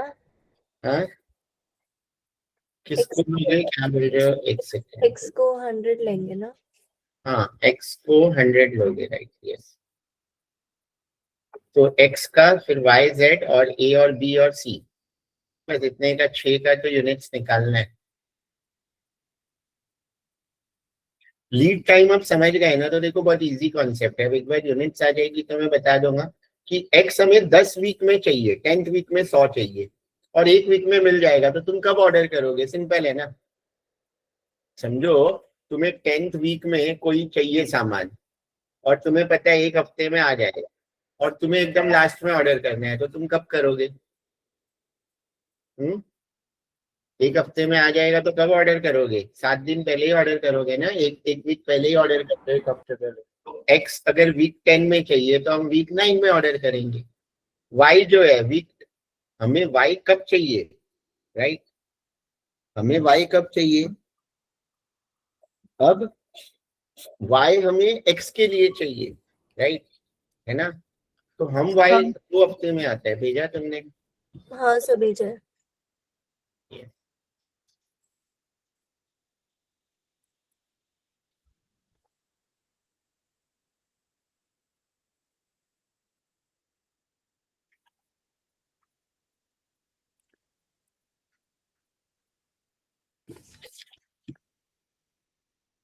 यहाँ पे थोड़ा लॉजिक लगाना पड़ेगा, मैं बताता हूँ तुम लोगों को। वैसे तो देखो ये सब में ना इन लोगों ने बोला है कि कब करेंगे, राइट? अब एक्स हमें चाहिए 10th वीक में 100, तो हम 9th वीक में ऑर्डर करेंगे। अब तुम लोग ये बोल सकते हो कि सब जब हम 9th वीक में एक्स ऑर्डर कर देंगे तो 10th वीक में आ जाएगा, तो हमें Y Z A B C चाहिए ही क्यों? क्योंकि एक्स तो हमने डायरेक्टली खरीद लिया। एक्स अगर बनाते तो हमें वाई और जेड चाहिए, एक्स अगर हम प्रोड्यूस करेंगे तो वाई और जेड चाहिए। बट ऐसा नहीं है, ये कंपोनेंट्स है। कंपोनेंट्स मींस क्या? जैसे कि हमने मेन पार्ट एक्स है, उसमें वाई और जेड कंपोनेंट्स लगेंगे, तो एक्स भी ऑर्डर करना पड़ेगा और वाई और जेड भी ऑर्डर करना पड़ेगा और ए बी सी सब ऑर्डर करना पड़ेगा। तो उसको वैसे प्रैक्टिकली मत सोचने जाना। तो एक्स 10th वीक में चाहिए था, 1 वीक लेट टाइम है, तो 10-1 9th वीक में हमने ऑर्डर किया। अब y और z हमें कब चाहिए? x बनाने के लिए चाहिए। हमें कब चाहिए? x बनाने के लिए। और y का कितना दिया हुआ है लीड टाइम?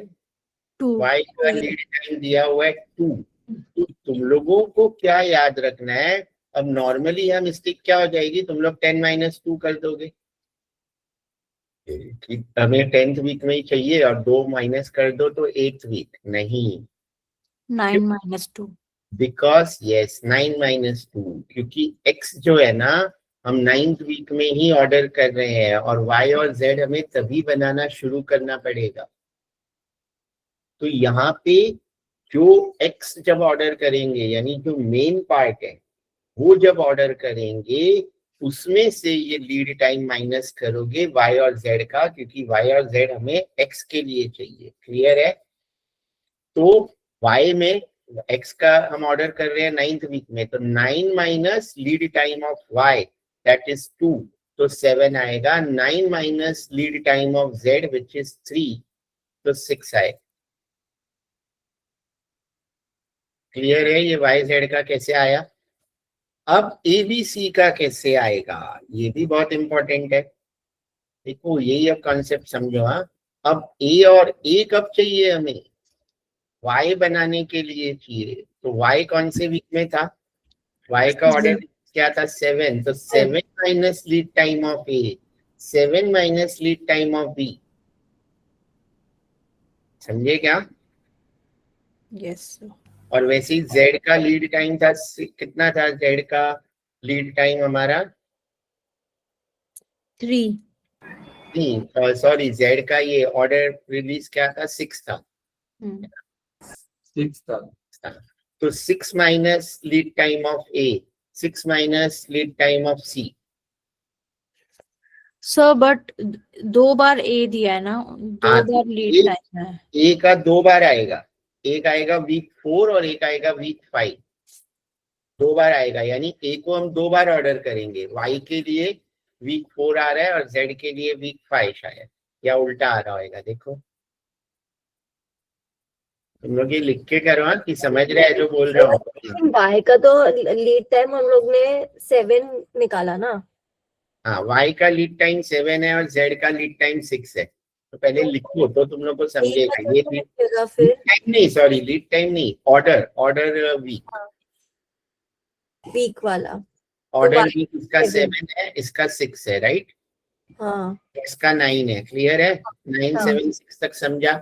अब यहाँ 7 है, तो 7 माइनस ए का लीड टाइम कितना है? ए का लीड टाइम है ये रहा 2। तो 7 माइनस 2 तो कितना आएगा? यहाँ पे 5 आएगा। कहाँ पे? यहाँ पे 5 आएगा, राइट? क्लियर है? Yes sir.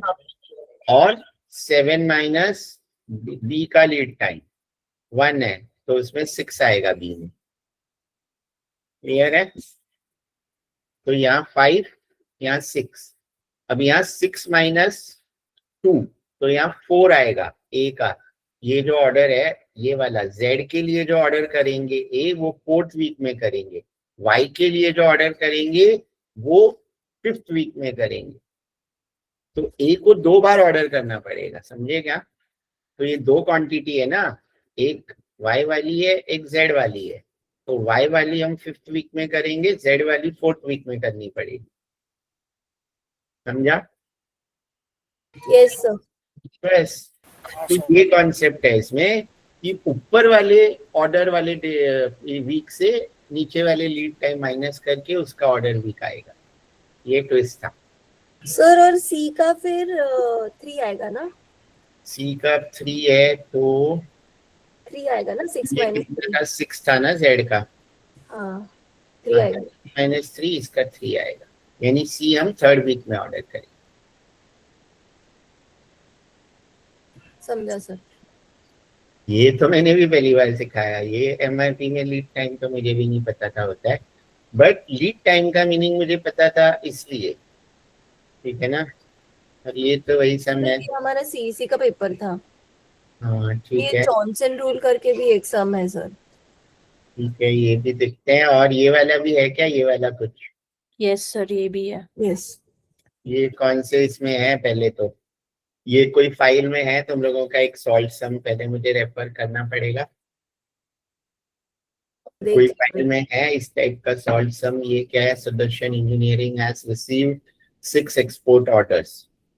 ठीक है, 6 एक्सपोर्ट ऑर्डर मिला है। Order of their arrival, processing time and due dates are given in table. ये तो 5 ही दिया है ना, A B C D E। ठीक है, sequence the given jobs according to priority rules of longest due date time, calculate delay of job, average delay showing working।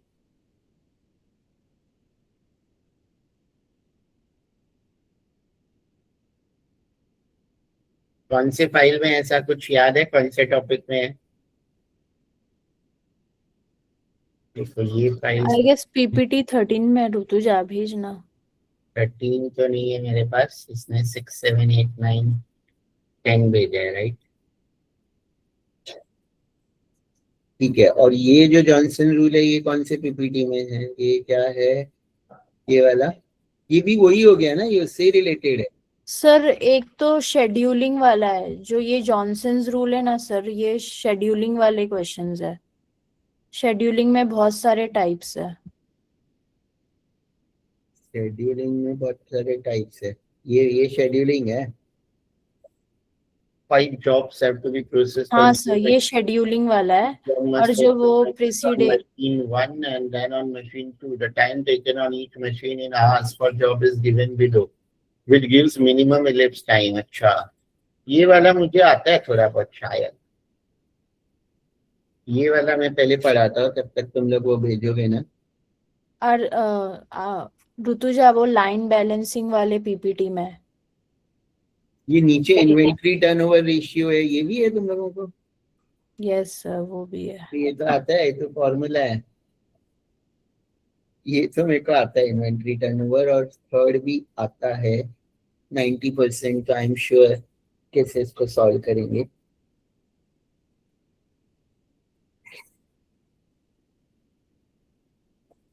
देखो यहाँ पे क्लियरली दिया है कि सारे जॉब पहले मशीन 1 पे ही होंगे, है ना, फिर मशीन 2 पे जाएंगे,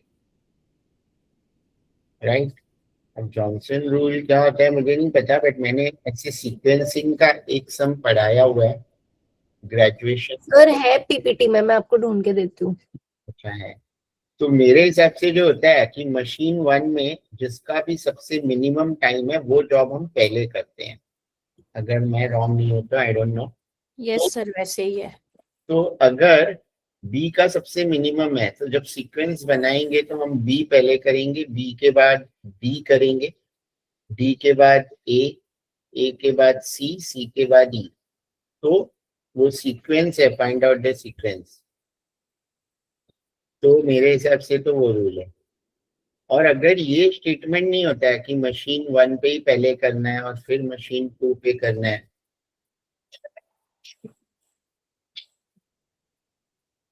या ऐसा भी नहीं है, एक और रूल क्या है, अगर मैं इस स्टेटमेंट को इग्नोर करूं तो हम लोग सबसे मिनिमम टाइम पहले देखते हैं, तो सबसे मिनिमम है पहले 1, राइट।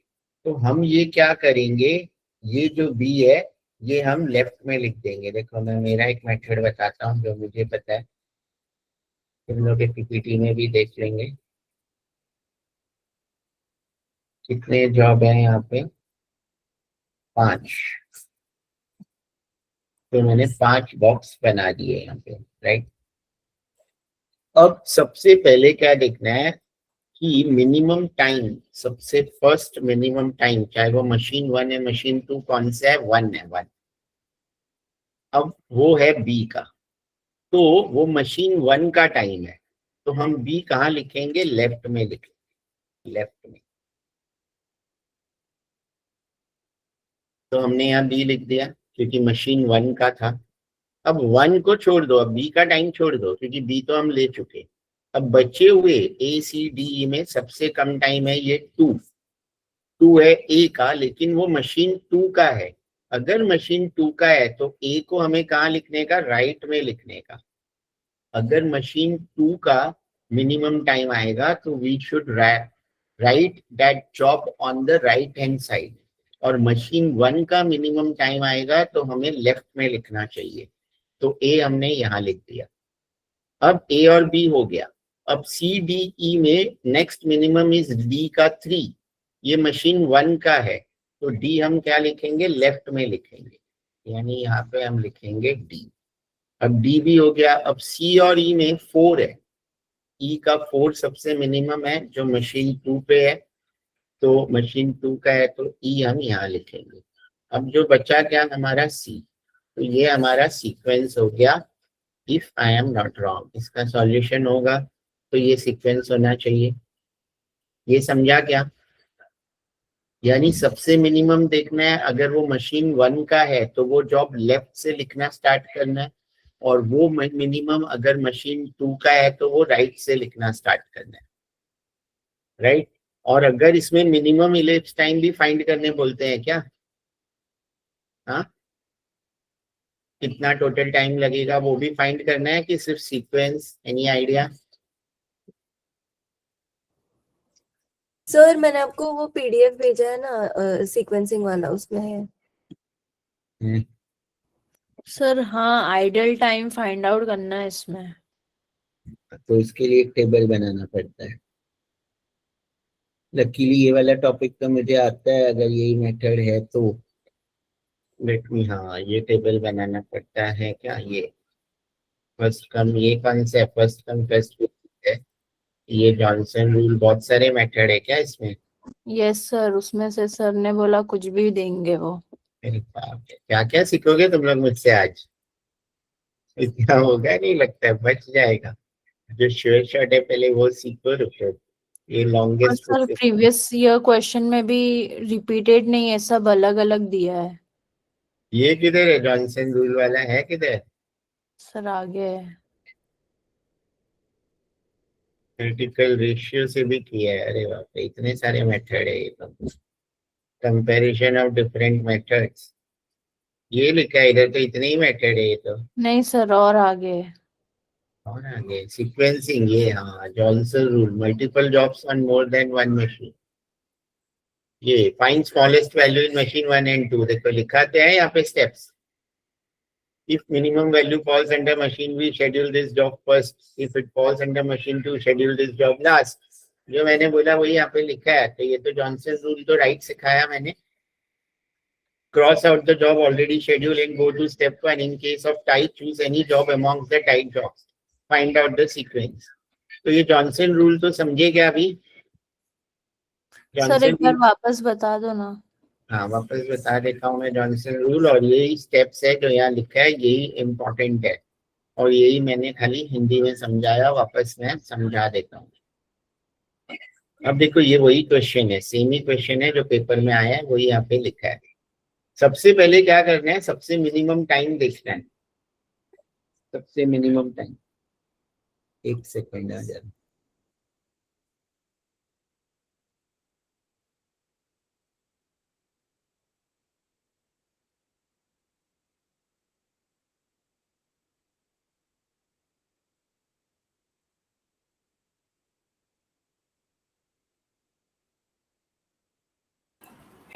तो देखो अभी ये जॉनसन रूल जो है ना, सबसे मिनिमम टाइम देखना है। सबसे मिनिमम टाइम कौन सा है?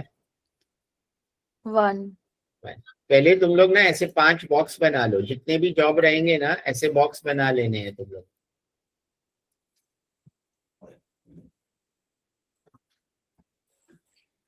तो ऐसे 5 बॉक्स बना लो तुम लोग, तो तुम लोगों को अच्छे से समझेगा जब तुम लोग खुद लिखोगे तो। क्लियर है? अब ये जो मिनिमम टाइम है 1, ये है जॉब बी का। तो बी का तो है, लेकिन वो मैटर करता है कि वो मशीन 1 का है कि मशीन 2 का है। अगर मशीन 1 का है तो एकदम लेफ्ट वाले बॉक्स में लिखोगे बी को। बी का है वो, तो हमें बी लिखना है बॉक्स में तो, लेकिन एकदम लेफ्ट वाले में लिखना है कि एकदम राइट वाले में, वो इस पे डिपेंड करेगा। अगर वो मिनिमम टाइम मशीन 1 का है तो एकदम लेफ्ट वाले खाली बॉक्स में वो जॉब नंबर लिखोगे, और अगर वो मिनिमम टाइम मशीन 2 का है तो एकदम राइट वाले खाली बॉक्स में वो जॉब नंबर लिखोगे। क्लियर है? तो बी मैं कहाँ लिख रहा हूँ? मैं लेफ्ट में लिख रहा हूँ, क्योंकि वो मशीन 1 का है। मशीन 1 का है इसलिए लेफ्ट में लिखा है। क्लियर है? Yes sir. अब बी को हटा दो, ए सी डी में से नेक्स्ट मिनिमम कौन सा है? बी का सारे नंबर हटा दिए। सर ए का 2, तो ए कहाँ लिखोगे, लेफ्ट में कि राइट में? राइट में। तो राइट में। तो राइट का जो सबसे खाली बॉक्स है वहां ए लिखा। फिर नेक्स्ट क्या है? 3, जो डी का है, बट वो मशीन 1 का है, तो जो लेफ्ट का खाली बॉक्स है डी। फिर है 4, जो मशीन 2 का है, ई जॉब का, तो मशीन 2 का है तो राइट वाले में, तो यहाँ सी आ गया। क्लियर है? क्लियर है क्या? सर बट इसको फिर प्रेजेंट कैसे करना है? प्रेजेंट कुछ नहीं है अभी, ये तो सीक्वेंस डायरेक्ट लिख देना है तुम्हें। सर सी कहाँ से आया? सी तो जो एक बचा ना, फिर बचा एक ही ना, 4 हमने लिख दिया। 5 जॉब है ना टोटल। जब हमने ए डी ई और ए लिखा तो जो बचा वो अभी वही लिख देंगे ना लास्ट बॉक्स में। तो ओके सर। और प्रेजेंट तो हम लोग तो ऐसे ही डायरेक्ट कर देते हैं, खाली एक स्टेटमेंट लिख देते हैं कि ये रूल है जो यहाँ पे लिखा है ना ये, तुम लोगों को अगर ऐसे कुछ सिखाया है, कैसे सिखाया आई डोंट नो, ये है कि smallest value we will write on the first, if it is machine 1 का स्मॉलेस्ट वैल्यू है तो we will write on the left, या वो पहले लिखेंगे, और मशीन 2 का है तो वो लास्ट में लिखेंगे। तो ये तो सीक्वेंस हो गया, बट मिनिमम इलिप्स टाइम भी निकालना है क्या, वो मेरा क्वेश्चन है। सर लेकिन फिर ये कोई क्वेश्चन आया है क्या सर पास्ट पेपर में? नहीं आया है। जॉनसन वाला नहीं है, ये वाला आया ना कुछ। Longest due date time. सिर्फ तो टाइम नहीं निकाला था आई थिंक सो। सिर्फ सीक्वेंस ही निकालने बोला है ना। सीक्वेंसिंग का ही बताया था सर ने। हाँ, सिर्फ सीक्वेंस ही बोला है, डिले ऑफ जॉब बोला है और एवरेज डिले इसमें। ठीक है, तो पहले ये लॉन्गेस्ट ड्यू डेट का भी देख लेते हैं, ये भी इसमें ही है क्या? शिवानी वो लाइन बैलेंसिंग के पीडीएफ में है क्या? वो हाँ, वो दूसरा वाला सर सम। दूसरा वाला। बट सर जॉनसन रूल वाले में time in, time out, idle तो वो निकालना है ना। हाँ, तो हाँ। वही तो मैं बोल रहा था, बोला है कि नहीं, वो फिर बनाता हूँ टेबल। बाकी फिर एक लेक्चर की है तो कल कंडक्ट करेंगे, परसों पेपर है ना, आज शायद सब तो होगा नहीं। हाँ सर और देखो ये बी डी, ये सीक्वेंस तुम लोगों को लिख लेना है अब यहाँ पे। हाँ,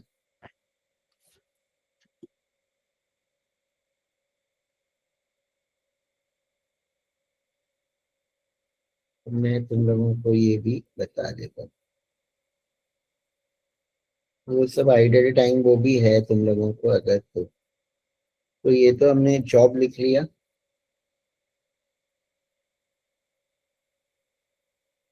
ये सीक्वेंस में लिख लेना है जो हमने सीक्वेंस फाइंड किया। फिर हमें तुम्हें क्या करना है, मशीन 1 का एक बनाना है, 2 कॉलम मशीन 1 के अंदर बनाओगे, 2 कॉलम मशीन 2 के अंदर, और टाइम इन टाइम आउट बनाओगे दोनों के अंदर।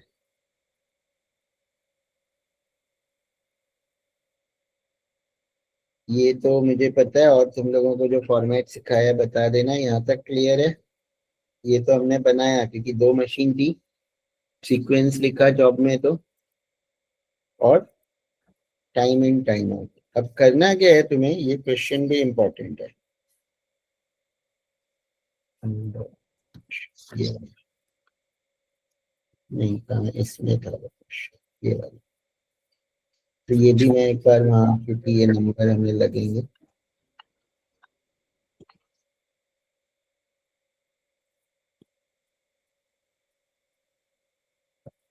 अब देखो, पहले 0 से स्टार्ट करना है, यहाँ पे ध्यान से सब सुनो अभी एकदम, पे अटेंशन। यहाँ तो मैंने 0 लिख दिया। अब बी का मशीन 1 का टाइम कितना है, कितना है यहाँ पे, 1 है ना, तो 0 + 1, तो टाइम आउट में मैं लिखूंगा 1। क्लियर है? क्लियर है? Yes sir. अब ये जो 1 है, नेक्स्ट के मैंने टाइम इन में वही लिख दूंगा 1। क्लियर? सर आपने 0 क्यों लिखा? 0 से स्टार्ट करेंगे ना काम, अभी तुम पढ़ना चालू कर रहे हो, कितना टाइम लगेगा, कोई भी शुरू कर रहे हैं तो अभी शुरू कर रहे हैं 0 पे। क्लियर? 1 घंटे में हमारा बी खत्म हो जाएगा मशीन 1 पे, वो आवर्स में है। फिर हम 1 घंटे के बाद डी शुरू कर सकते हैं। अब डी का टाइम कितना है, मशीन 1 पे 3 है, तो 1 + 3 4, 4। टोटल 4 आवर्स में बी और डी दोनों खत्म हो जाएगा। फिर 4th आवर में हम सी को शुरू करेंगे। सी के लिए मशीन 1 में है 9, तो 4 + 9 13। 13 पे हम ई स्टार्ट करेंगे। ई का कितना है 10, तो 13 + 10 23। 23 पे ये स्टार्ट करेंगे, 23 + 5, टोटल जो ये पांचों मशीन 1 पे 28 आवर्स में हो जाएंगे। यहाँ तक किसी को डाउट है? पहले मशीन 1 का बनाना तो सिंपल है। क्लियर है यहाँ तक? Yes sir. अब ये मेन है, क्योंकि वहां पे एक स्टेटमेंट दिया था, या वो स्टेटमेंट नहीं भी दिया होगा, तो वो बेसिक एजम्पशन है सीक्वेंसिंग का कि कोई भी जॉब पहले मशीन 1 पे होने के बाद ही मशीन 2 पे कर सकते हैं। वहां पे तो क्वेश्चन में तो स्टेटमेंट दिया था, नहीं भी दिया है तो this is the basic assumption that you will make कि मशीन 2 पे डायरेक्टली हम कोई जॉब स्टार्ट नहीं कर सकते। उस जॉब का मशीन 1 पे काम खत्म हो गया है तो ही हम मशीन 2 पे कर सकते हैं। तो मशीन 2 का स्टार्टिंग हमेशा क्या होगा, जो मशीन 1 का ये जो टाइम आउट होगा बाजू का फर्स्ट जॉब का, जो भी मशीन 1 का टाइम आउट होगा वो मशीन 2 का टाइम इन होगा। पहले ये याद रखना है। क्लियर है? Yes sir. अब ये क्लियर है। अब आगे का भी इजी नहीं है, लेकिन ये बहुत ध्यान से सुनना, पे अटेंशन। अब ये जो बी है इसको मशीन 2 पे कितना टाइम लग रहा है, 6 है ना। तो 1 + 6, ये तो इजी है कि 7 लिख दिया। हाँ, अब यहाँ पे तुम लोगों को क्या लिखना है, जो टाइम आउट है वही लिखना है 7। लेकिन एक ट्विस्ट है यहाँ पे। वो ट्विस्ट क्या है कि अब मैं देखो कलर चेंज करता हूँ, ध्यान से सुनना। ये मैंने ब्लू किया और ये 2 नंबर कंपेयर करना है। इसमें से जो भी हाईएस्ट है ना वो आएगा इधर, जहां मैंने 7 लिखा है।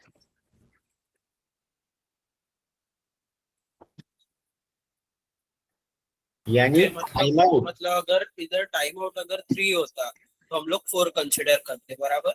हाँ, अगर ऊपर 3 होता जो 7 है तो हम 4 लेते, या जहाँ 4 है वहां 10 होता तो हम 10 लेते। तो ये मशीन 2 में ध्यान रखना बहुत इंपॉर्टेंट है। चलो यहाँ तो अब 7 ले लिया। अब डी का कितना है यहाँ पे, 8 है राइट। तो 7 + 8 15 हो गया। तो अब 15 और 13 में से जो हाईएस्ट है तो 15 ही आ रहा है, तो रॉन्ग नहीं होएगा। फिर सी का कितना है, 7 है देखो राइट। तो अब देखो यहाँ ट्विस्ट होगा, 15 + 7 22 हो रहा है। तो अब मिस्टेक क्या हो जाती है, यहाँ 22 लिख दिया तो रॉन्ग हो जाएगा। 23 और 22 में जो हाईएस्ट है तो यहाँ हमें 23 लिखना पड़ेगा। आया समझ में? यस। अब 23 में ई का ऐड करोगे जो है 4, तो 27। अब 27 और 28 में जो हाईएस्ट है तो 28 और ए का 2, तो ये 30। अब यहाँ पे तुम लोगों को वो लोग क्या बोलेंगे, टोटल इलिप्स टाइम बोलेंगे। तो टोटल इलिप्स टाइम जो होता है हमारा, ये जो आया मशीन 2 का लास्ट में, वही हमारा होता है total ellipse time, that is 30 hours. Clear है?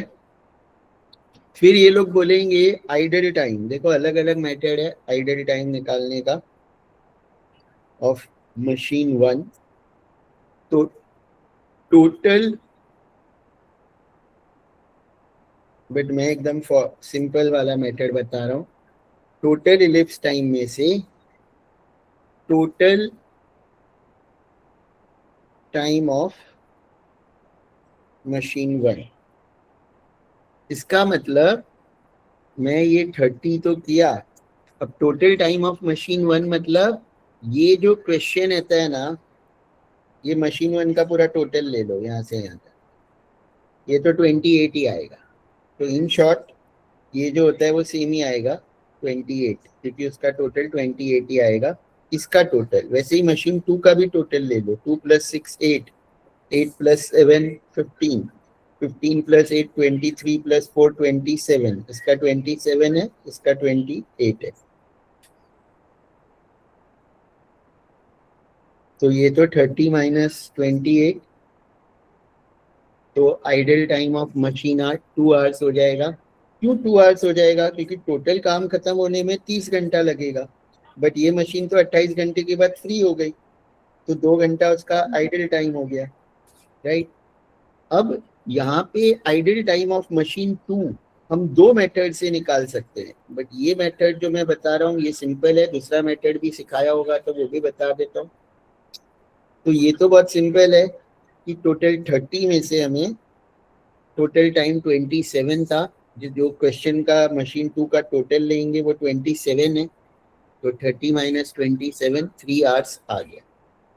अब दूसरा मेथड मशीन 1 का तो ऐसे ही निकालना पड़ेगा, मशीन 2 का यहाँ पे कॉलम बनाने बोलते हैं आइडल टाइम का, कोई फैकल्टी ऐसे भी सिखाते हैं।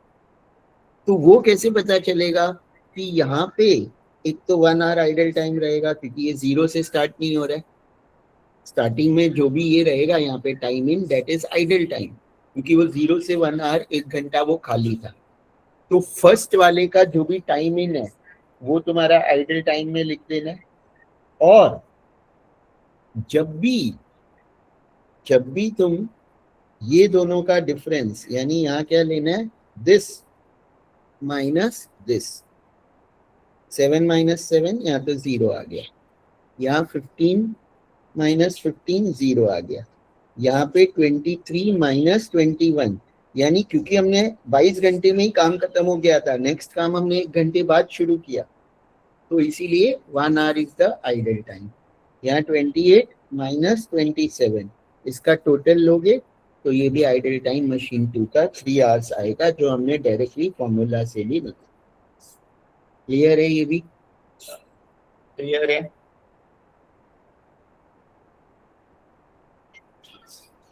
क्लियर यहाँ तक तो?